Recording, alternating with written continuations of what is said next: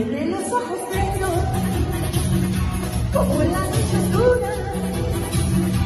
Tiene los ojos negros, mirada de locura. Yo quise ser negro, desde me está escuchando, pero me gusta hacerlo. ¡Ah! Y no puedo explicarlo. ¡Ey! La vueltita, ¿eh?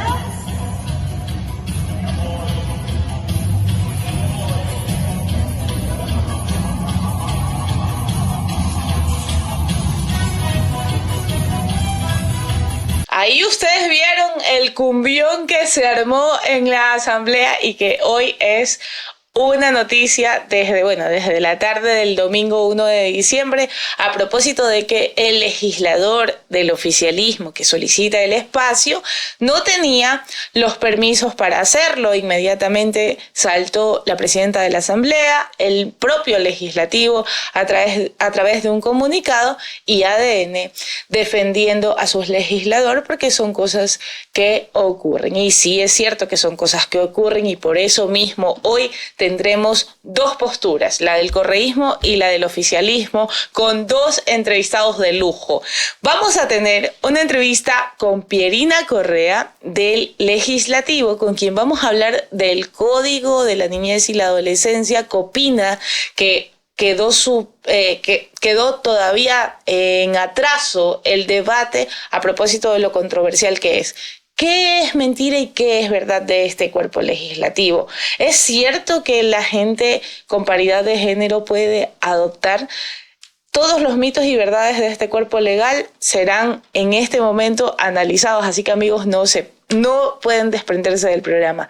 Y con el legislador Esteban Torres hablamos de Ana Galarza, de sus posturas criticando al legislativo y a la fiscalización, de cómo mira lo de Verónica Abad y otros temas importantísimos. Así que bienvenidos a esta jornada. Es un lunes diferente, un lunes de entrevistas, porque hemos copado el tiempo para poder traer a estos dos personajes en esta jornada informativa. Así que sin más, empecemos con la entrevista a Pierina Correa. Me encanta poder presentar ahora en presencial a Pierina Correa, quien nos acompaña aquí en estudio, la asambleísta de la Revolución Ciudadana, que ha sido noticia durante la última semana a propósito del Código de la Niñez, con esta nota que vimos de Marcia Urbina y que les explica a ustedes cuáles son las controversias, pero para entenderlo podemos, por supuesto, hablar con ella. Pierina, muy buenas tardes. ¿Cómo están? Muy buenas tardes. Nos lanzaron una campaña impresionante con mucha inversión económica, así que no sabemos de dónde viene, en contra de un código que ha venido siendo trabajado a mucha profundidad, con mucha responsabilidad, con expertos, técnicos, especialistas, no solo nacionales, sino internacionales, en los diferentes temas que trata el código. Además, es considerado un código de vanguardia. También ha habido la participación de todas las instituciones del gobierno, tanto de Guillermo Lasso como de Noboa, y eso tengo que reconocerlo, nunca hubo la resistencia, pusieron a disposición no solamente a los señores ministros, sino a sus representantes ya especializados y técnicos para las mesas técnicas, mesas de trabajo, la sociedad civil, los niños, niñas y adolescentes que son nuestra razón de ser. A todos, nadie se puede quejar de no haber sido escuchado. Entonces sí sorprende que después de tanto tiempo, cuando finalmente está aprobado el informe para segundo y definitivo debate en la comisión y se lo pone en agenda en la asamblea, resulta que es el megadrama y difunden lastimosamente falsedades, mentiras, ambigüedades, distorsiones y con total descaro, porque ponen artículo tal, dice tal cosa y es tan sencillo como contrastarlo con el contenido del Copina. Pero aquí estamos para aclarar las diferentes dudas que pueda tener la ciudadanía en general. Y por eso mismo, para que no exista una desinformación, voy a darle paso a Marcia, que nos explicará muy brevemente cuáles son los puntos más controversiales de este Código de la Niñez, que una vez más fue aplazado en debate en la Asamblea. Marcia. Buenas tardes a todos los que nos ven. Gracias, Pierina, por estar aquí, por hablar de este tema que la verdad como que ha impactado a muchos grupos, también por el contenido que se dice que va a tener, que como que aprobaba el aborto o de ese tipo de adopción de personas del mismo género. Entonces decíamos cuando presentábamos la nota que dentro de un país como el nuestro, que es como totalmente religioso, o tal vez como que pone ahí su límite, los que vieron la nota o no la vieron, la pueden ver en nuestras redes sociales. Ahí hablábamos de eso de ahí.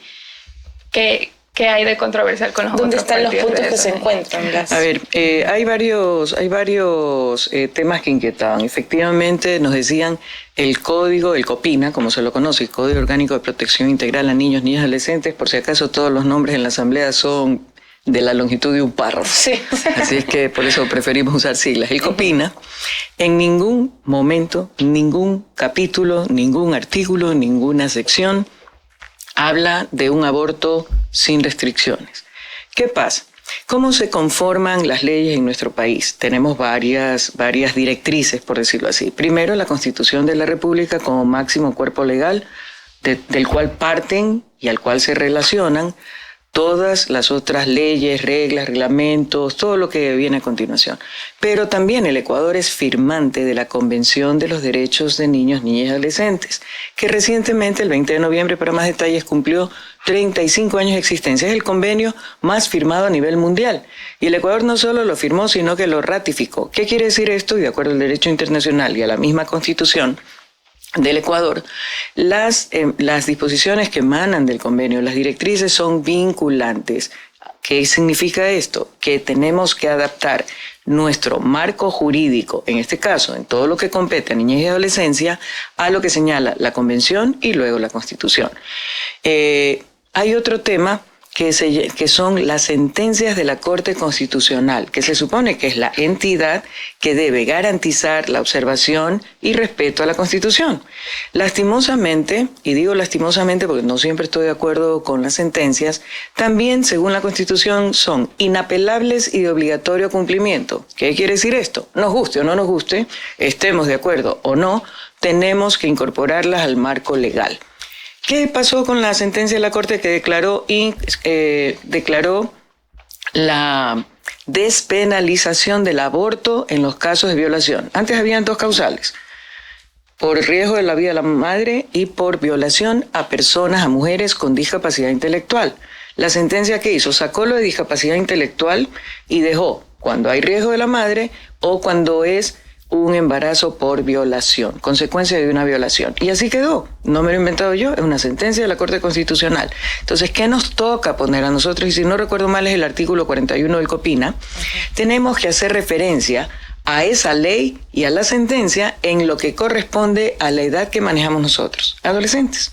Desafortunadamente, el Ecuador sigue teniendo los niveles más altos dentro de la región de embarazos en adolescentes y de muertes derivadas de las consecuencias de un embarazo en un momento en que el cuerpo de las niñas y adolescentes pues no está preparado para asumir un proceso que es muy desgastante y consume mucho. ¿Okay? Eso por un lado en lo que tiene que ver con aborto. En ningún momento decimos viva el aborto, yo soy pro vida. Y a mí me atacaron fuertemente en redes cuando yo dije yo defiendo las dos vidas y no estoy de acuerdo con lo que señala la Corte Constitucional. Pero ya estuvo y tocó pelear en el debate de la ley. Segundo tema, ¿en qué lugar dice que hay la adopción, que se permite la adopción por personas del mismo sexo? En ninguna parte del COPINA. Es más, la Constitución de la República del Ecuador, si no recuerdo mal, el artículo 61, que dice que la adopción solo se puede dar por personas de distinto sexo, heterosexuales, por parejas heterosexuales, que tienen que pasar todo un proceso. Por si acaso, yo personalmente tomé el tema de adopción como un tema sumamente importante. ¿Por qué razón? Porque en promedio toma 3 años, 4 años, y en el Ecuador no estamos acostumbrados a adoptar niños mayorcitos, peor hermanitos, peor chicos con discapacidad de etnias o con enfermedades catastróficas. Entonces, sí hemos peleado para reducir los tiempos, tanto en la parte de proceso administrativo como judicial, de un proceso de adopción, desde la declaratoria de adoptabilidad. ¿Por qué se afirma entonces esto del matrimonio? Porque hay grupos, y ya te digo, eso son grupos que promueven, hay algunos, por ejemplo, los Provida nos han dicho de todo, pero que me digan en qué capítulo, en qué artículo del COPINA está. Entonces, también hay una corresponsabilidad de parte de la ciudadanía, porque a mí me dicen eso, yo no voy a creer a pies juntillas lo que me dicen, voy y contrasto, porque tuvieron el descaro de sacar un panfleto y decir artículo no sé cuánto, tal cosa, artículo no sé qué, tal cosa. Bueno, ahí tienen los números, los artículos, contrástenlos con el COPINA, así de fácil. Yo de manera especial, y voy a conjugar el verbo yo. Información falsa. Por eso, y voy a conjugar el verbo yo. ¿Ok? Porque soy reiterativa en la importancia de la información. Lo que no se conoce no existe. Entonces, yo hago rendiciones de cuentas continuas. Voy y me reúno con grupos, estudiantes universitarios, de colegios, lo que sea, y les hablo del trabajo en la asamblea, las diferentes leyes que están. Les digo, métanse a la página web de la asamblea. Ahí están las diferentes leyes en sus diferentes etapas de tratamiento, las que ya se aprobaron, las que se archivaron, todo. Porque en los recorridos que me dicen, arquitecta, pero haga una ley para nosotros, los jóvenes. Jóvenes, hay una ley para ustedes ya en la asamblea. Los comerciantes, pero haga una ley para nosotros. Comerciantes, ya hay una ley. Artesanos, ya hay una ley. Mujer, ya hay una ley. Pero, así como tienen la extensión del brazo, el celular, y se meten a las redes sociales a escuchar el último chisme de la farándula, también busquen. ¿Y qué pasa? Hay canales de participación de la ciudadanía. No necesitas ser un cuerpo colegiado, no necesitas representar ninguna asociación, nada. Como individuo, como ciudadano. No, yo fui también insistente y mi comisión es la única que tiene una página web, un sitio que se llama Participa 2.0, que se ingresa a través de la página web de la asamblea con un código y un usuario y contraseña. Ahí están todas las leyes que estamos tratando en la comisión. Hay espacios para hacer comentarios, para hacer preguntas. Hay cómo hacer, por ejemplo, resaltar parte del texto que te interesa y hacer un comentario, hacer seguimiento de las sesiones, se las transmite en vivo y en directo por FaceLive. Entonces, formas de conocer lo que hacemos, hay un montón. Nosotros van a la comisión, tenemos hasta asambleístas por un día. Entonces, sí molesta que después de tanto tiempo de trabajar este código, recuerden que yo ingresé y fui la primera presidente de la comisión hoy ya permanente de niñez y adolescencia de la asamblea en el 2021. Y como no se había terminado el debate, el segundo debate del texto originalmente presentado por la comisión ocasional, que llevaba trabajando 3 años, 4 meses.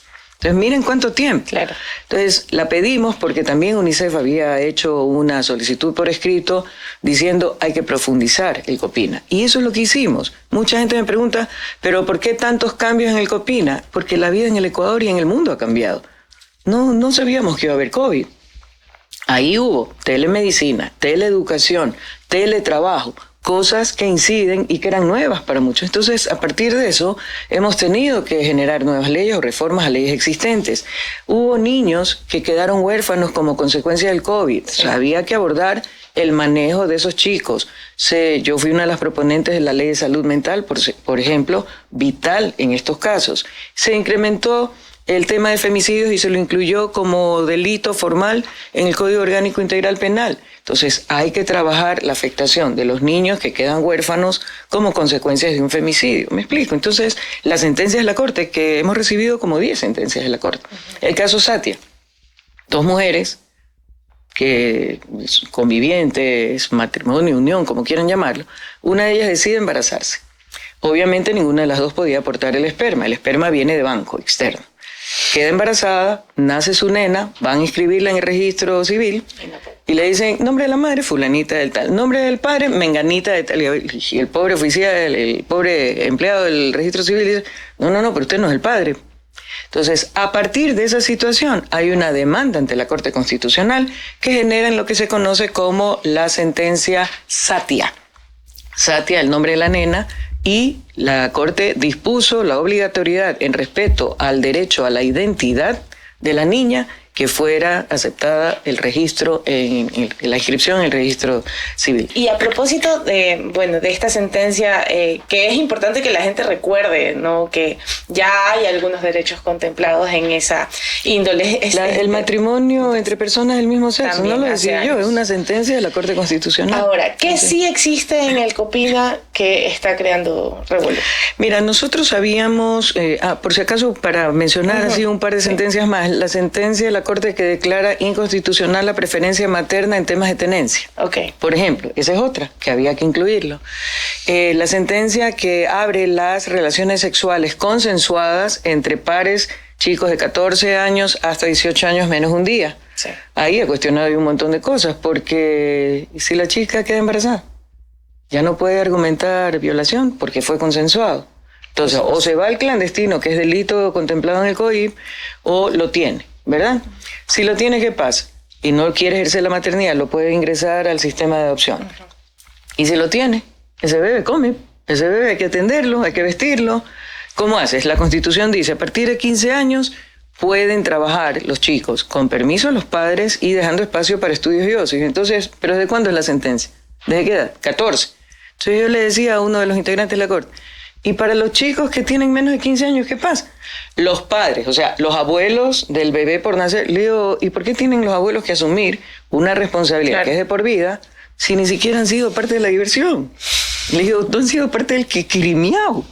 Entonces, ese tipo de cosas, pero son sentencias y ya están selladas, o sea, hay que incluirlas. Lo que tú mencionas, nosotros sabíamos que el tema más complejo iba a ser el libro 4. El COPINA tiene 4 libros, el primero es Derechos y Garantías, el segundo, Relaciones de los niños, niñas y adolescentes con su familia, ahí está tenencia, régimen de alimentos, de visitas, patria potestad, adopciones nacionales e internacionales. El tercero es el sistema. Las diferentes reformas al CONA, el Código Orgánico de Niñez y Adolescencia vigente del 2003, destrozaron el sistema o lo poco de sistema que había. Las instituciones existen, tanto en el ámbito gubernamental como privado, pero no hay la articulación. Entonces, tema libre, cada uno de acuerdo a su visión, hace su planificación, pero no hay esa articulación entre educación, salud, MIES, las diferentes instancias, incluidas las juntas de protección a nivel de gobiernos autónomos descentralizados municipales. Pero el libro 4 considerábamos que iba a ser el más sensible. ¿Por qué? Porque toca un tema candente en este momento, en que se vive una escalada tremenda de inseguridad ciudadana y donde, sin ánimo de ofender, muchos sectores de la prensa difunden, tal vez por morbo, que prácticamente hoy todos los delitos se cometen por adolescentes, por menores. Sí se ha incrementado, no lo podemos negar. Sí. Son fácilmente cooptables también. O sea, un chico que no tiene ni el dólar para comerse algo durante el día, le ofrecen 10, 20, 50 dólares, más en esa época, recuerden que la adolescencia es considerada la edad del burro, ¿okay? Donde hay cambios hormonales, donde hay una serie de procesos. Entonces le dicen, mira, las peladas te van a adorar, vas a ser el king del barrio, te vamos a dar una moto, te vamos a enseñar a manejar armas y todo. Entonces los chicos caen por las carencias y los entornos en los que viven en la tentación. Y muchas veces para cooptarlos les dicen olímpicamente, yo te garantizo 4, 5, 6 años de vida a este ritmo. No te puedo garantizar más porque de repente también te matan.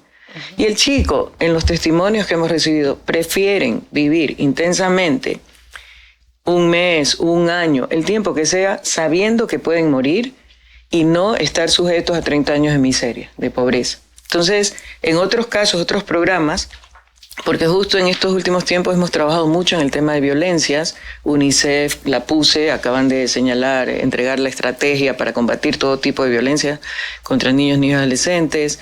La Universidad de Japón en Quito, no sé si se llama exactamente así, hace un congreso anual sobre violencias, ahí sí, en el ámbito sexual contra niños, niñas y adolescentes. Con la OEA terminamos recién un seminario muy completo y a profundidad sobre diferentes tipos de violencia, a las que ahora se suma también la tecnológica, ¿ok?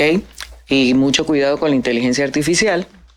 Entonces, esos temas yo los estoy trabajando personalmente, he presentado propuestas de ley, yo hice el seminario porque me parecía súper importante y entonces se viene trabajando porque somos conscientes de los diferentes tipos de violencia a los que están expuestos los chicos. Con la ola migratoria, los chicos van a trata, tráfico, claro, trasplante de órganos, secuestros, violencia sexual, explotación sexual y laboral, y el etcétera es larguísimo y termina en muerte. Entonces hay que trabajar en todas esas cosas. Por lo tanto, que ese UNICEF que decía, los chicos nos decían, danos una opción. ¿Qué tipo de opción? Cualquiera. cualquier opción para no tener que escoger algo. Entonces, no es que los chicos salen y dicen, yo quiero ser parte de un GDO, perdón, no de un GDO. No, terminan viendo esa como su única opción.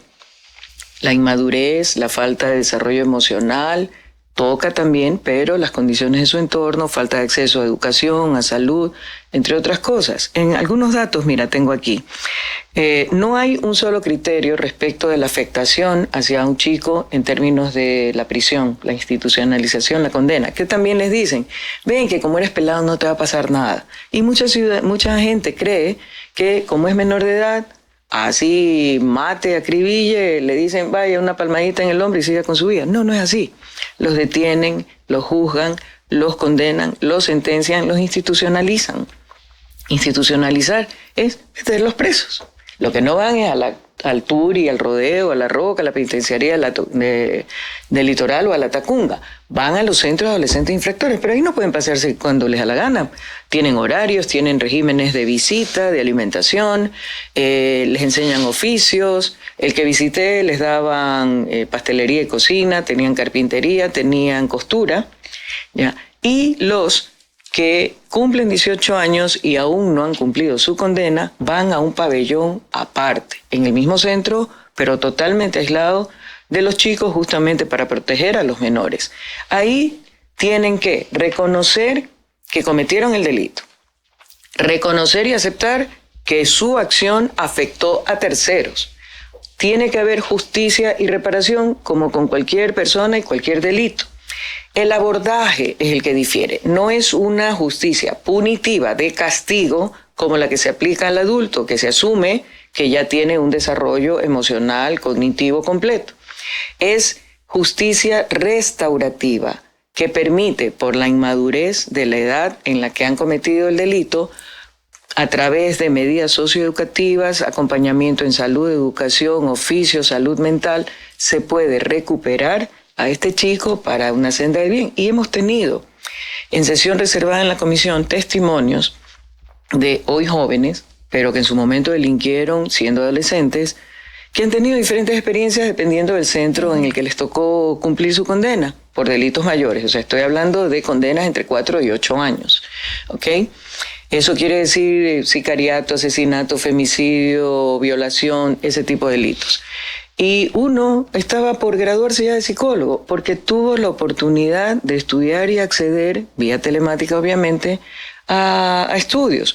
A otro no le había ido tan bien y entonces era importante escuchar todos los testimonios porque eso te permite hacer un seguimiento, hacer fiscalización para ver qué no está pasando, qué no están haciendo, qué están haciendo bien, qué se puede mejorar, qué hay que corregir, entre otras cosas. Entonces, mira, estudios.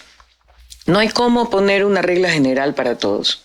Depende de la edad, de las condiciones del cometimiento del delito, de la situación de donde proviene, entre otros las condiciones de detención, el impacto psicológico y emocional en la persona. Un estudio de la universidad, y lo voy a leer, de California en Berkeley, encontró que 1 año de detención en la adolescencia puede equivaler a de 3 a 5 años de pérdida de desarrollo emocional y social en la vida adulta. O sea, 3 a 5 por 1. Otro estudio publicado en la revista Journal of Adolescent Health encontró que los adolescentes que habían estado detenidos durante 1 año o más tenían un 30% más de probabilidades de desarrollar problemas de salud mental y emocional en la vida adulta. La Organización Mundial de la Salud estima que la privación de libertad en la adolescencia puede tener un impacto equivalente a 2-3 años de pérdida de desarrollo cognitivo y emocional en la vida adulta. Ahora, estas estimaciones son relativas porque, como digo, depende mucho de las condiciones en que ha vivido, se ha criado, ha crecido el adolescente que resultó infractor. Entonces, hay diferentes regímenes. ¿Qué propone el COPINA? El COPINA propone varias cosas, mantiene las sentencias que fueron parte de las reformas al CONA en el 2014, penas máximas entre 4 y 8 años. 4 y 8 años corresponden a la tercera parte del mismo delito y condena en un adulto, que es de 25 años. 24, 25 años. También hay un proceso que se conoce como desjudicialización.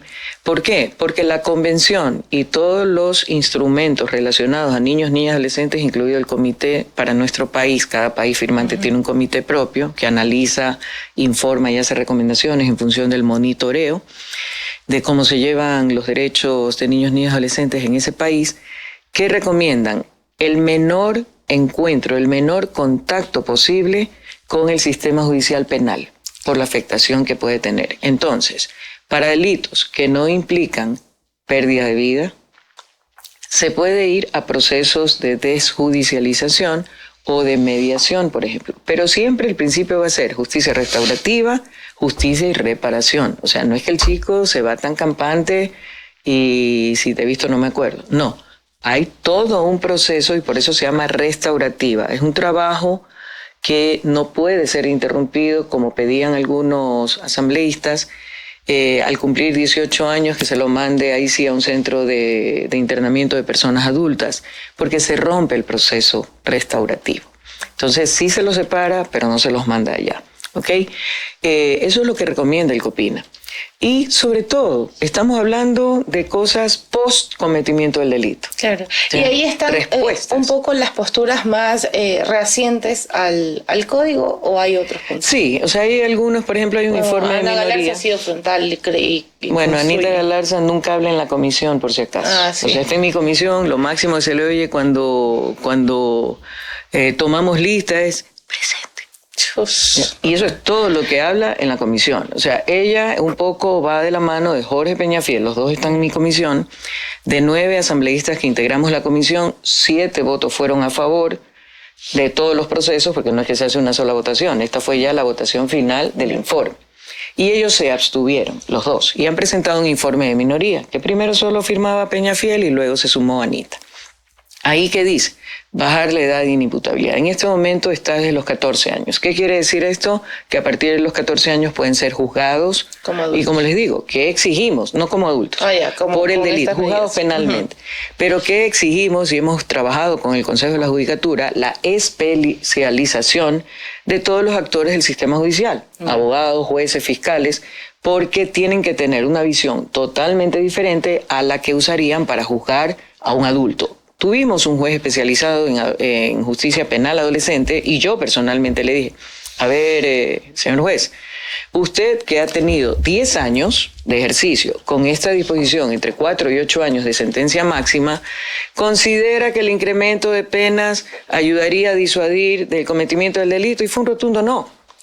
Ni para adolescentes ni para adultos. Y nuevamente estamos respondiendo a qué tenemos que apuntar, a que no haya el cometimiento del delito. Y eso, o sea, la prevención, claro. Y eso implica un trabajo conjunto de todos los actores de la sociedad ecuatoriana, desde el Estado, pasando por los diferentes niveles de gobierno, la sociedad civil, los organismos no gubernamentales, la comunidad, la familia, la ciudadanía, los GATS. Todos, bien. Todos, porque es un tema que afecta a todos. En honor al tiempo, que ya tengo al otro invitado conectado, sí. Vamos a terminar con una pregunta sobre lo que fue noticia este fin de semana. ¿Qué pasó con el cumbión de la Asamblea? ¿Qué ha pasado allí? Bueno, parece que estuvo muy animado. Fue una decisión, no sabemos los detalles, pero usaron, de acuerdo al video que vi, que me llegó, no es el salón principal del Pleno, el Nela Martínez, sino Lequerica, ¿ya? Que cuando habían las dos cámaras funcionaban ahí la cámara baja. Entonces, el problema no son las chicas guapísimas, muy hábiles, entonadísimas, de las tecnocumbias, sino el proceso. O sea, nosotros, si bien se supone que es un reconocimiento a diferentes grupos, me parece que eran pequeños emprendedores, artesanos o algo, ese no es el problema. El problema es que el señor tomó una decisión y usó instalaciones que no son suyas y que deben ser autorizadas a través de canales formales. O sea, cuando yo quiero hacer, por ejemplo, el lanzamiento de una ley o una reunión con diferentes grupos sociales para trabajar una ley, yo tengo que hacer una carta a la señora presidenta de la Asamblea diciéndole solicito, por favor, se sirvan disponer el uso del salón tal y cual, tal día, tal hora y para tal evento. Claro. Eso no se dio. Entonces, de lo que conocemos internamente se empezarán los procesos que la ley reclamos administrativos. La ley orgánica de la función legislativa, ahí hay unos artículos que hablan de faltas leves, no sé qué, no sé cuánto, y en función de eso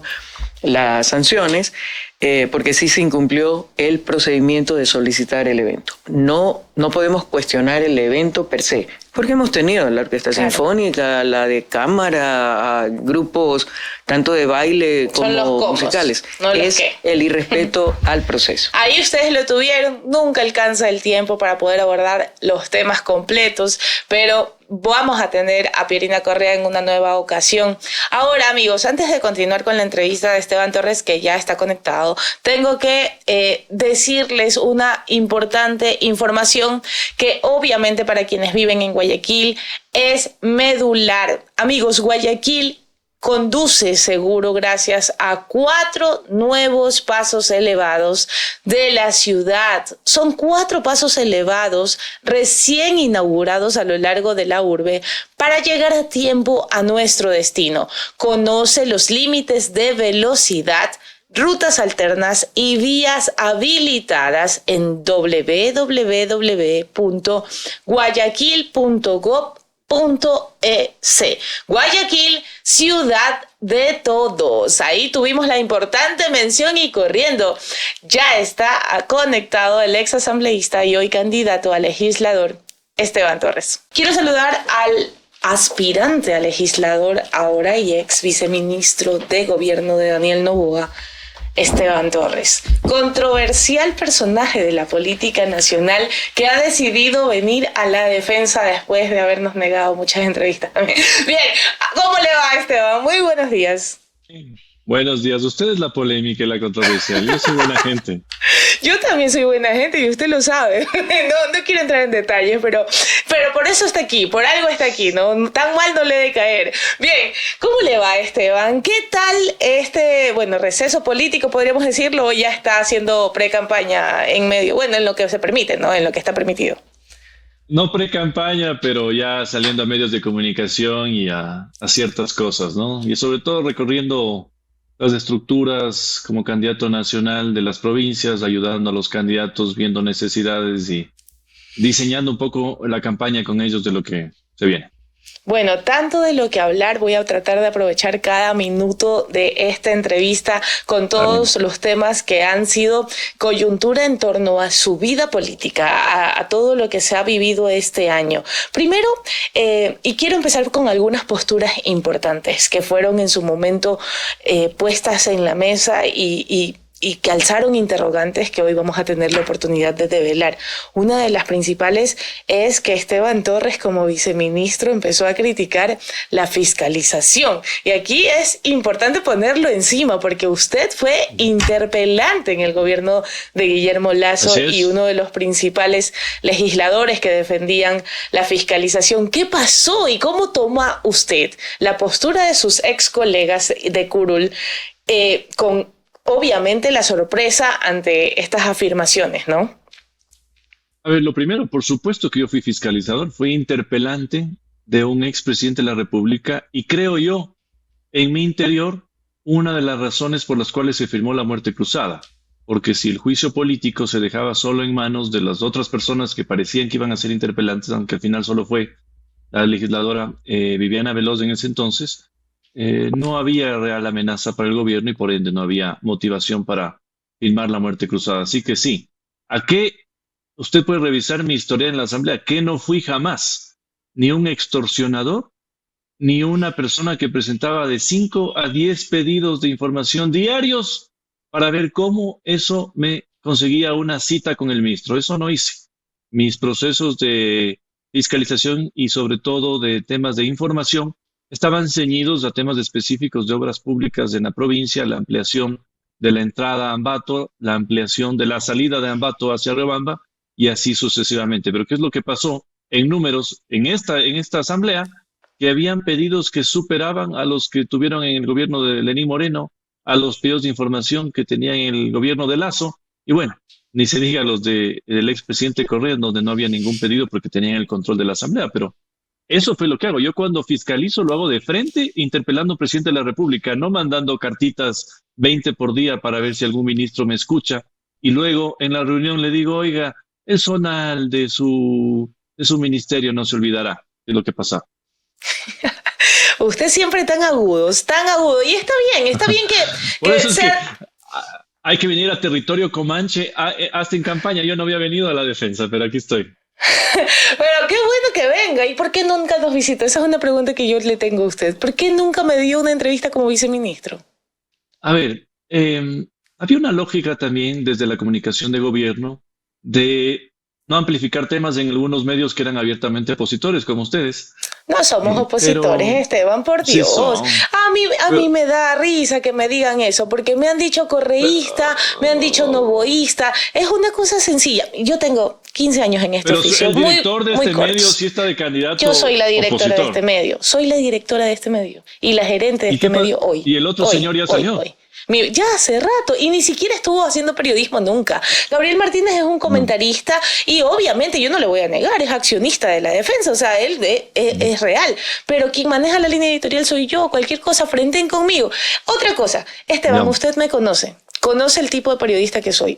Y por algo está aquí sentado, porque si no, simplemente me diría, no, yo soy una yo a usted periodista le respeto. profesional. Es dura, es incisiva, pero Eso, le tengo respeto.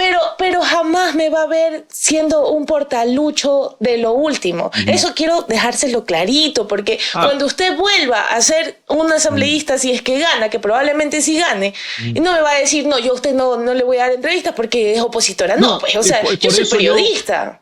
Acuérdese usted que había un espacio en donde no había mucho contacto del gobierno en general con los medios. Sí. Y yo inauguré un espacio de ruedas de prensa abiertas, no es que tú entras y tú no entras, que se prolongó mientras yo estuve en el cargo. Luego creo que ya se paró de hacerlo, pero ahí estaban invitados todos, desde todo el mundo podía estar, la defensa también.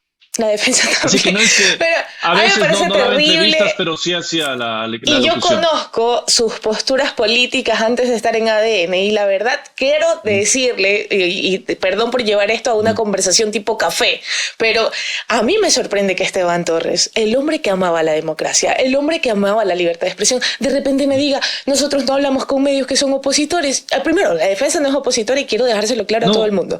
Solamente tratamos temas que probablemente no le gusten al gobierno y no ser altoparlantes del oficialismo no significa que seamos opositores. No, pero Por no Dios. es que yo no amo pero usted debe haber seguido mi trayectoria en la asamblea y todo.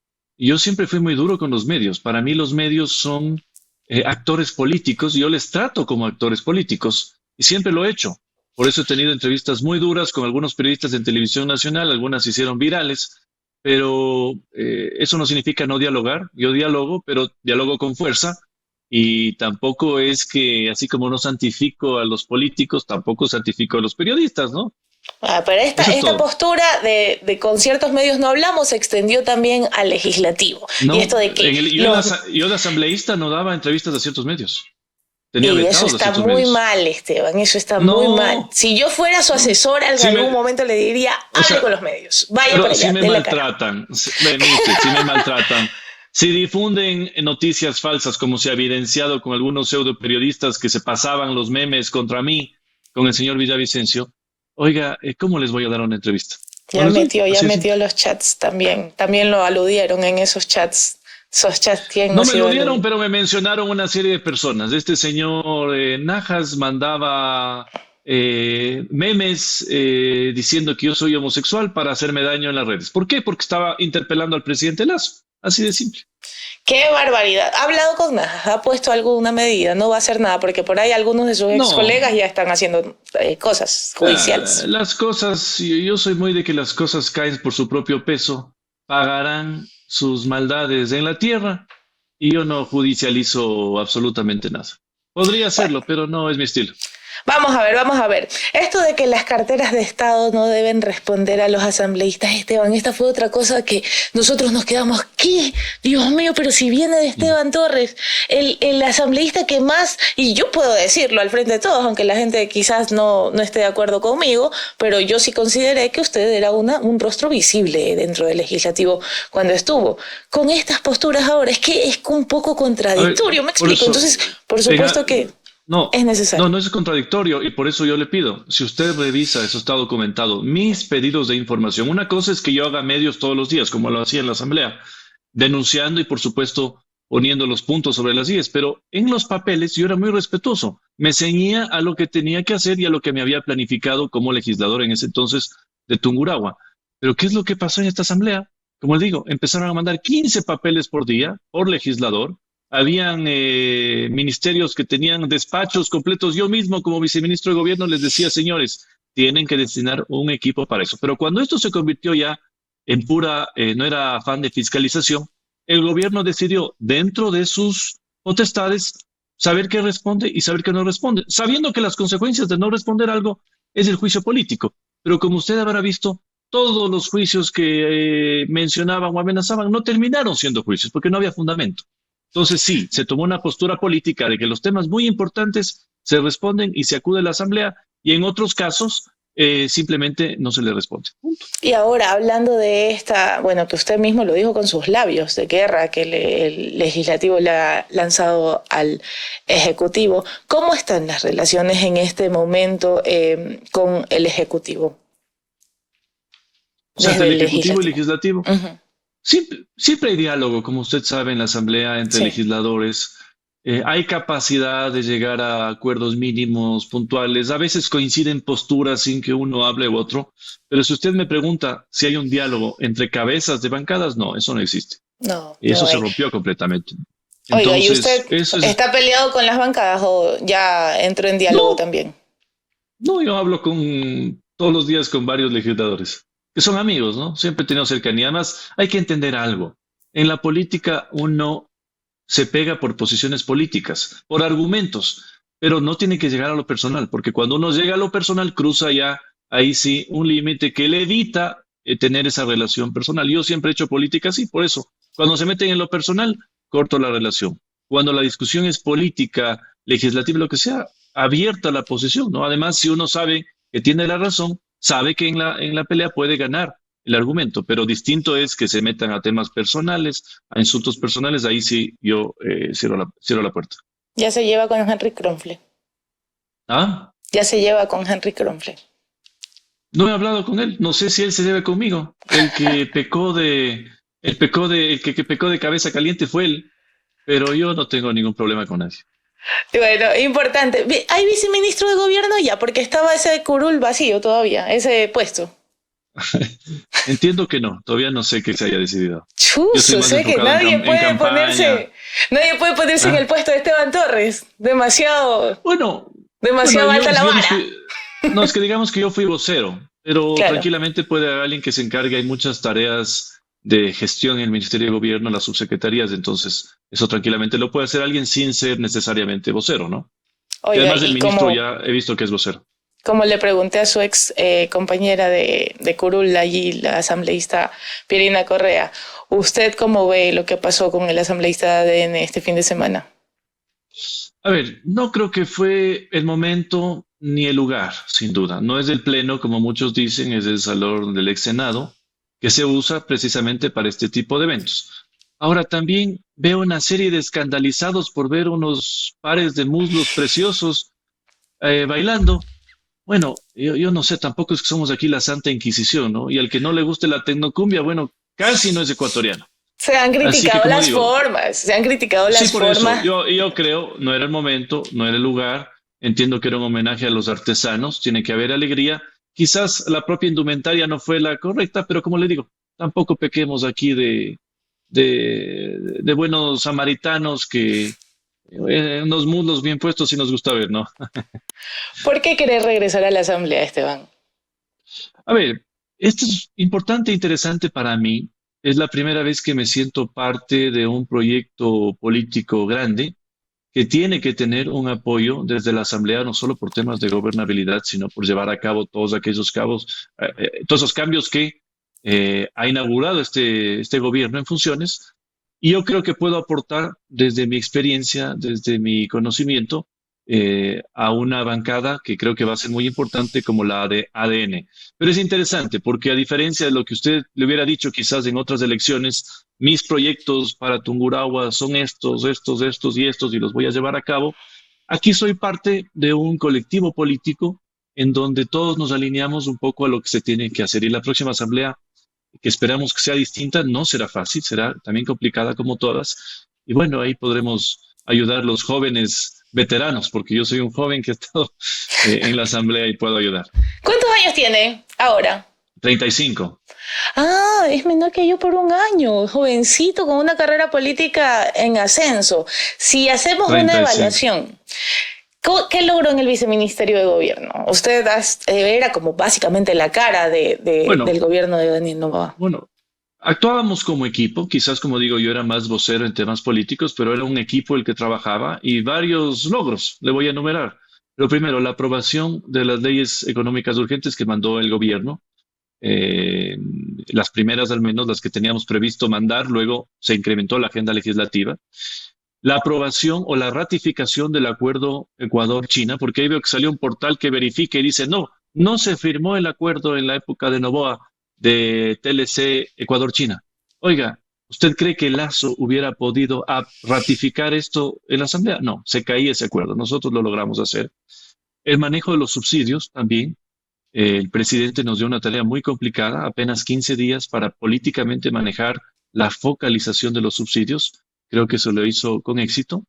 Y las relaciones complicadas, especialmente en los primeros días de gobierno con los GATS, que estaban impagos, con muchísimas deudas, una relación, un manejo muy complicado que se logró hacer. Y bueno, luego también ya la evidencia de la ruptura con la Asamblea, que finalmente les puso a un lado a la Asamblea y a otro al gobierno. Así que algunos logros no me los atribuyo yo, pero sí a un gran equipo que nos ayudaba en el ministerio. No, es importante también socializarlo. Además, vea usted simplemente la comparación, lo que pasó en el gobierno de Lazo o en el gobierno de Moreno cuando se intentó también tocar los combustibles, casi los gobiernos se cayeron.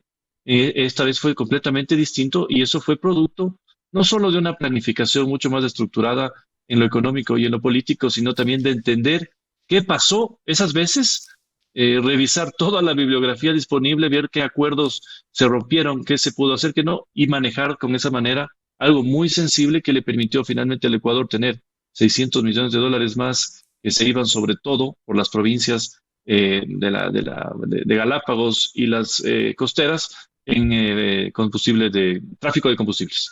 Fue uno de los representantes de la narrativa del gobierno en el caso Abad. Conocemos los argumentos de sobra del oficialismo, pero este fin de semana ha ocurrido pues esta audiencia esperada. ¿Cómo toma las posturas en torno a la defensa del Ministerio de Trabajo que han sido muy comentadas en horas recientes?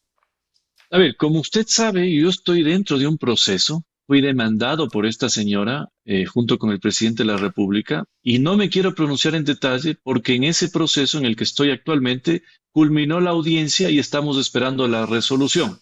Entonces no quisiera yo ahondar en ningún tema específico que además se pueda tergiversar legalmente. Lo único que le puedo decir es esto. Vi la entrevista de esta persona en la mañana, me parece que estuvo en Ecuavisa o en algún medio, y lo que plantea es tan nefasto en lo económico que todos ya saben cuáles serían las consecuencias de que esta persona asuma temporalmente el poder. Así que a eso me voy a limitar a decir, yo sé que usted quisiera sacarme más y exprimirme la lengua, pero como le digo, estoy en un juicio, estoy esperando una sentencia, así que me toca ser cauto. Bueno, vamos a respetar la decisión de ser cauto, pero sí era como importante, porque usted era uno de los principales retractores y bueno, pues hablo de la defensa puntualmente, de lo que ocurrió, de el no tener pilares que sostengan una medida administrativa de ese sentido. Aún así, no quiere comentar. A ver, la medida no es que le ha sacado del cargo o no es que le ha dejado no es que ha sido destituida, ¿no? es un tema administrativo, porque además la persona se somete al régimen administrativo que tienen los representantes a nivel exterior cuando están parte de la delegación o de las misiones en el exterior. A eso me limito. Puede ser que evidentemente sea cuestionado por unos, aplaudido por otros. Lo que sí le puedo decir algo es muy curioso. Yo jamás pensé que gran parte de los grupos políticos en la Asamblea estaban afincando todas sus expectativas electorales en que se dé eso en enero.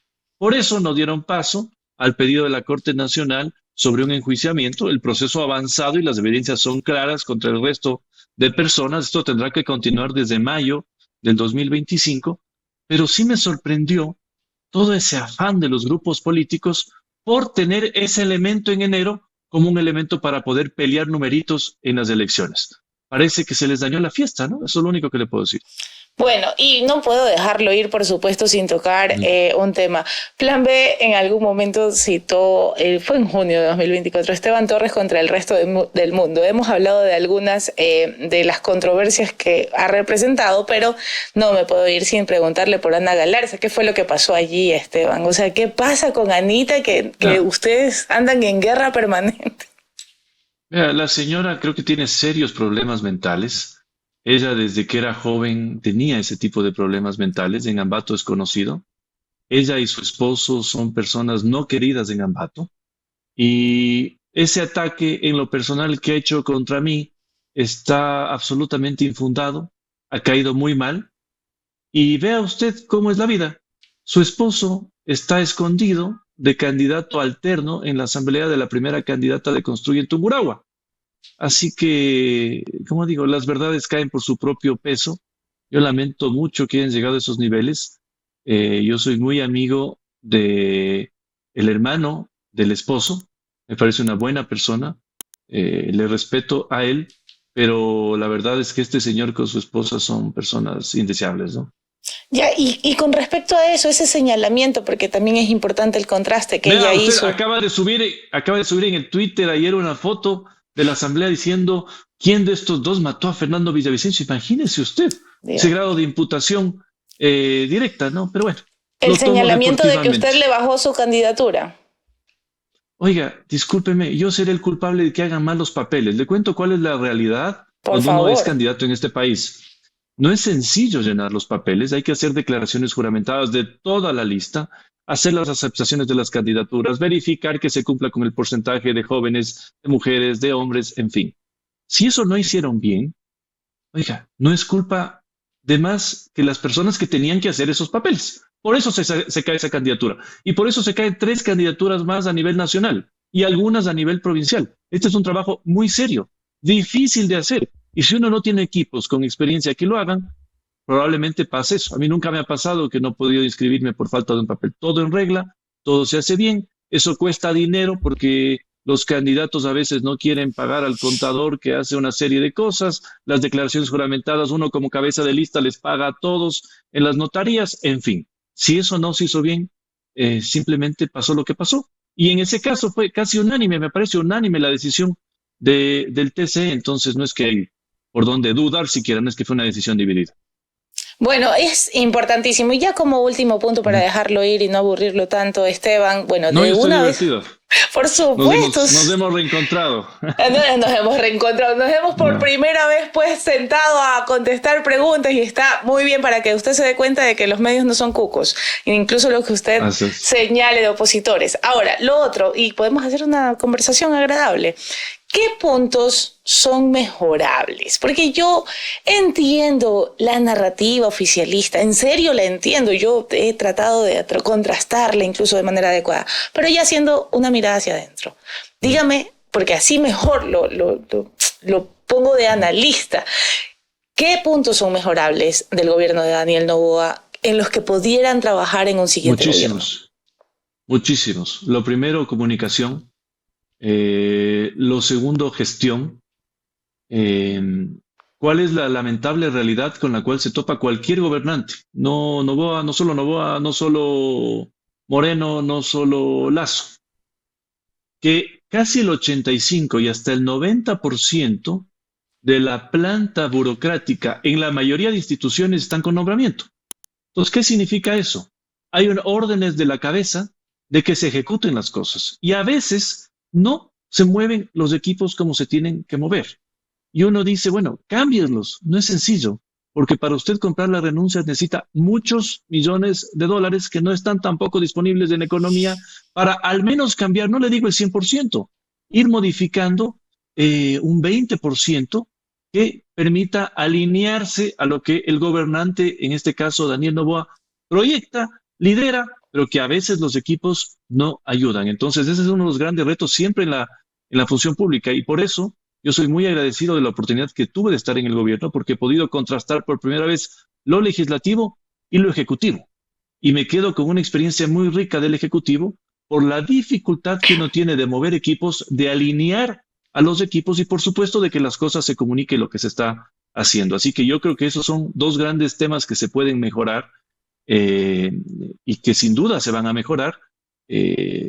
Ojalá con la consolidación de lo que yo espero en este proyecto político, ¿no? Pero son dos temas que yo creo que son falencias y que pueden mejorar.